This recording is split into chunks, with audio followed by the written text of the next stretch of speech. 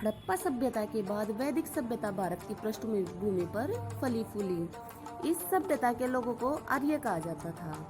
आर्यों के मूल निवास स्थान उनके वैदिक ग्रंथ, जिनमें 4 वेद, उनके ब्राह्मण ग्रंथ, आरण्यक, उपनिषद, 6 वेदांग और 4 उपवेदों के बारे में हमने अपनी पिछली वीडियो में जाना, जिसका लिंक डिस्क्रिप्शन में है। वैदिक साहित्य के बाद आते हैं स्मृति साहित्य। स्मृतियाँ हिंदू धर्म के कानूनी ग्रंथ हैं। ये पद्य में लिखी गई हैं, परंतु विष्णु स्मृति है वो गद्य में लिखी गई है। इनका संकलन विभिन्न कालों में हुआ है। आज हम कुछ स्मृतियों के बारे में जानेंगे, जिसमें पहली स्मृति है मनुस्मृति। इसका टाइम पीरियड 200 ईस्वी पूर्व से 200 ईस्वी तक रखा गया है। मनु का धर्मशास्त्र हिंदू धर्म के संबंध में प्रमुख और सबसे प्रमाणिक ग्रंथ है और हिंदू समाज और सभ्यता के लोकमान्य स्वरूप को प्रकट करता है। मनु का नाम अत्यंत प्राचीन काल में कई रूप में मिलता है। ये मानव जाति के आदि पुरुष, राज संस्था के प्रथम कर्ता और धर्म के प्रथम व्यवस्थापक हैं। इस स्मृति की मूल रचना मौर्योत्तर युग में शुंग काल में हुई। मनुस्मृति में सामाजिक व्यवस्था को बांधने वाले नियम हैं। इसमें 12 अध्याय हैं, जिसमें 2690 छंद हैं। मनुस्मृति में आर्य संस्कृति के 4 क्षेत्र ब्रह्मवर्त, ब्रह्म ऋषि, मध्य देश और आर्यवर्त का उल्लेख मिलता है। मनुस्मृति में 4 वर्णों और जातियों का भी उल्लेख मिलता है। शूद्रों के बारे में कहा गया है कि सेवा करना ही इनके जीवन का कर्म है और ब्राह्मणों को उनके द्वारा दिए गए अन्न को न ग्रहण करने की बात की गई है। यद्यपि मनु शूद्र अध्यापकों और शिष्यों का भी उल्लेख करते हैं। मनु ने दासों के 7 प्रकार बताए हैं। मनुस्मृति में स्त्रियों को वेद अध्ययन का अधिकार नहीं था। स्त्री धन पर माता के बाद पुत्रियों का और उसके बाद बहू का अधिकार होता था। विधवाओं के लिए मुंडन की बात भी की गई है। मनुस्मृति में अध्यापक 2 प्रकार के बताए गए हैं।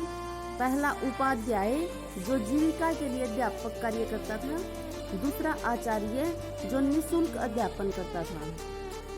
मनुस्मृति में मुद्राओं का भी उल्लेख किया है। पहली मुद्रा स्वर्ण मुद्रा होती थी। यह एक सोने का सिक्का होता था जो 150 ग्रेन का होता था। दूसरा चांदी का सिक्का होता था, जिसमें 2 कृष्ण 1 रुपया मासक, 16 मासक 1 धरण और 10 धरण 1 शतमान के बराबर होते थे। तीसरा सिक्का होता था तांबे का। तांबे की मुद्रा को करसापण कहा जाता था। इसे पण भी कहते थे।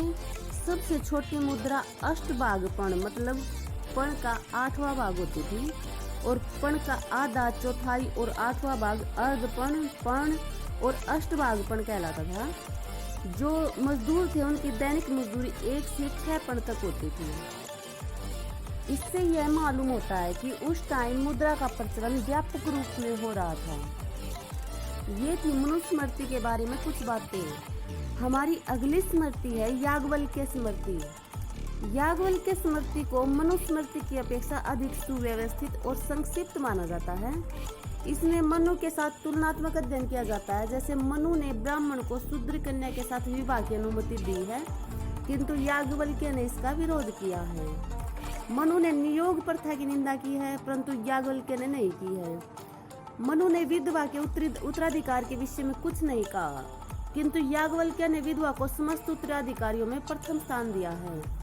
इसी स्मृति ने स्त्रियों को सर्वप्रथम संपत्ति का अधिकार प्रदान किया। मनु द्यूत के विरोधी थे, परंतु याज्ञवल्क्य ने उसे राज्य के नियंत्रण में रखकर उसे राज्य की आय का साधन बताया। याज्ञवल्क्य स्मृति का टाइम पीरियड मनुस्मृति के बाद 100 ईस्वी पूर्व से 300 ईस्वी तक माना जाता है। मतलब 400 ईस्वी ही मनुस्मृति के टाइम में है और 400 ही याज्ञवल्क्य में। हमारी अगली स्मृति है नारद स्मृति। यह गुप्त काल में लिखी गई है। इसे गुप्त काल की प्रमुख स्मृति माना गया है। इसमें भी नियोग प्रथा और स्त्रियों के पुनर्विवाह की अनुमति दी गई है। दासों की मुक्ति का विधान सर्वप्रथम इसी पुस्तक में है। वे फ्री हो सकते हैं, मतलब इसमें भी राजकीय नियंत्रण में द्यूत की अनुमति दी गई है। नारद ने विधवाओं की संपत्ति राज्य द्वारा लेकर उनके भरण पोषण को राज्य का कर्तव्य बताया गया है। इसे उन्होंने सनातन धर्म कहा गया है। नारद स्मृति में स्वर्ण मुद्राओं के लिए दिनार शब्द का प्रयोग किया है। यह मुद्रा सर्वप्रथम रोम में प्रारंभ हुई थी और भारत में इसे सर्वप्रथम कुषाण शासकों ने प्रारंभ किया था। नारद स्मृति का टाइम पीरियड है 300 ईस्वी पूर्व से 400 ईस्वी। हमारी जो पहली स्मृति थी मनुस्मृति, उस पर कई भाष्य लिखे गए बाद में। उनमें से प्रमुख भाष्यकार थे मेधातिथि, कुल्लुक भट्ट, गोविंदराज और बारूची। ऐसे ही हमारी दूसरी स्मृति याज्ञवल्क्य स्मृति पर भी भाष्य लिखे गए, जिनमें विज्ञानेश्वर, विश्वरूप और अपरार्क, ये एक शिलाहार वंशी शासक थे अपरार्क, इन्होंने 12वीं सदी के प्रारंभ में भाष्य लिखा। हमारी अगली स्मृति है विष्णु स्मृति। यह स्मृति गद्य में लिखी गई है और यह गुप्त काल में लिखी गई। इस स्मृति में जो मुद्राओं का विवेचन किया है वह मनु की अपेक्षा अधिक विकसित की है। ऐसे ही अगली स्मृति है देवल स्मृति। यह पूर्व मध्य काल में लिखी गई है। इसे मूलतः विधि विषय नहीं माना जाता, क्योंकि इसमें उन हिंदुओं को पुनः हिंदू धर्म में शामिल करने का विधान मिलता है जिन्होंने मुस्लिम धर्म अपना लिया था। ऐसे ही हमारे आगे 2 ग्रंथ थे, मिताक्षरा और दायबाग। ये 12वीं सदी में लिखे गए हैं। जो मिताक्षरा ग्रंथ है उसके लेखक हैं विज्ञानेश्वर। ये कल्याणी के चालुक्य शासक विक्रमादित्य षष्ठ के दरबार में थे।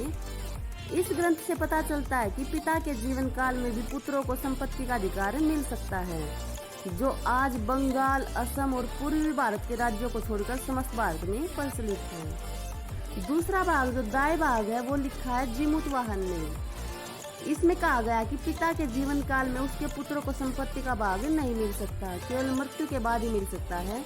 बंगाल, असम और पूर्वी क्षेत्रों में यह आज प्रचलित है। वैदिकोत्तर साहित्य में आगे आते हैं पुराण। पुराण का शाब्दिक अर्थ होता है प्राचीन आख्यान, और इनके संकलनकर्ता महर्षि लोमहर्ष अथवा उनके पुत्र उग्रश्रवा को माना जाता है। एक अन्य मत के अनुसार पुराणों की रचना वेद व्यास ने की है। पुराणों की संख्या 18 मानी गई है, जिनमें वायु पुराण, मत्स्य पुराण, विष्णु पुराण, भागवत पुराण और मार्कंडेय पुराण प्रमुख हैं, और इसमें मत्स्य पुराण सबसे प्राचीन माना गया है। पुराणों में प्राचीन राजवंशों का वर्णन भी मिलता है। महाभारत के युद्ध के पश्चात 6ठी शताब्दी ईस्वी तक राज्य करने वाले शासकों की जानकारी का प्रमुख स्रोत पुराण ही है। पुराण अपने वर्तमान रूप में संभवतः ईसा की 3री और 4थी शताब्दी में लिखे गए हैं। इन धर्म सूत्रों, स्मृतियों और टीकाओं के सामूहिक नाम को धर्मशास्त्र कहा जाता है। हमने अध्ययन की दृष्टि से वैदिक साहित्य को 2 भागों में बांटा गया था, ऋग्वैदिक काल और उत्तर वैदिक काल। अब हम ऋग्वेद काल के राजनीतिक संगठन के बारे में जानेंगे। आर्य जब मध्य एशिया से भारत आए तब वे विभिन्न जनों मतलब छोटे छोटे कबीलों में विभाजित थे। इन जनों के प्रधान को राजन कहा जाता था और राजा को जनस्य, गोपा या जन का प्रमुख कहा जाता था। राजन का पद वंशानुगत था, लेकिन फिर भी राजन पर 2 संस्थाएं, सभा और समिति का नियंत्रण था। ऋग्वेद की सबसे प्राचीन संस्था विदत थी और एक और संस्था थी गण। इसमें भी समिति का राजा के चुनाव में ज्यादा योगदान होता था। यह कबीले की आम सभा होती थी और समिति के प्रमुख को ईशान कहा जाता था। ऋग्वेद में बलि शब्द का भी उल्लेख मिलता है, जो प्रजा द्वारा राजा को स्वेच्छा से दिया जाने वाला उपहार होता था। इस समय किसी भी प्रकार की कर व्यवस्था प्रचलित नहीं थी। ऋग्वेद में जन, विष में विष, ग्राम में ग्राम, कुल या ग्रह में विभाजित थे। ऋग्वेद में कुल शब्द का प्रयोग विरल ही है, ज्यादातर ग्रह शब्द ही प्रयोग होता है।